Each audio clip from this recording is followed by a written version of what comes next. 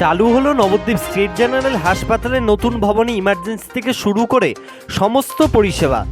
খুশি চিকিৎসা করাতে আসা রোগীদের পরিবার। বৃহস্পতিবার সকাল থেকে চালু হলো বহু আকাঙ্ক্ষিত নবদ্বীপ স্টেট জেনারেল হাসপাতালের নতুন ভবনে ইমার্জেন্সি থেকে শুরু করে সমস্ত ধরনের পরিষেবা। এতদিন পর্যন্ত নবদ্বীপ স্টেট জেনারেল হাসপাতালে পুরনো ভবনে চলছিল রোগীদের চিকিৎসা ও বিভিন্ন ধরনের পরিষেবা।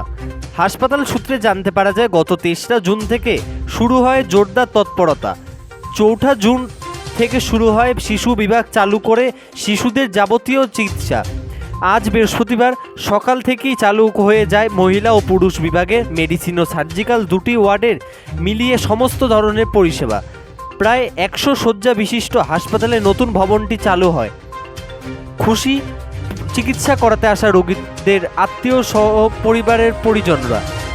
এ বিষয়ে নবদ্বীপ হাসপাতালে নতুন ভবনে ভর্তি হওয়া রোগীর এক আত্মীয় কী জানালেন শুনব। নবদ্বীপ থেকে সৈয়দ আবু জাফরের রিপোর্ট, যুগান্তর সংবাদ। আপনার স্ত্রী আছে ভর্তি? এই নতুন যে ভবনটা হয়েছে নবদ্বীপ হাসপাতালে চালু হয়েছে, তো হাসপাতালে যে বিশেষ করে ওয়ার্ডের নিয়ে যে সমস্যা ছিল, মানে অপরিষ্কার আগের বিল্ডিংয়ে, এখানে কি পরিষ্কার পরিচ্ছন্নতা পেলেন? এটা বেশি পরিবর্তন হয়নি, বেশি ভালো হয়েছে। বেশি ভালো হয়েছে? বেশি ভালো লাগলো? বেশি উন্নত হয়েছে। এবং পরিষেবা পাচ্ছেন? হ্যাঁ, পরিষেবা পাচ্ছি। চিকিৎসা বা নার্সদের ব্যবহার খুব ভালো পাচ্ছি। ভালো পাচ্ছেন তো? খুব ভালো। তার মানে এই যে নতুন ভবনে যে নতুন ওয়ার্ড হয়েছে, এই যে চালু হয়ে গেছে হাসপাতালটা, আজ থেকে বলা যায় আজ থেকেই চালু হয়ে গেল, আর সেক্ষেত্রে আপনার খুব ভালো লাগছে? খুব ভালো লাগছে, খুব সন্তোষী। আপনার যে স্ত্রী ভর্তি আছে, কি নাম আপনার স্ত্রীর নাম? সুকুমারী হালদার। সুকুময় হালদার।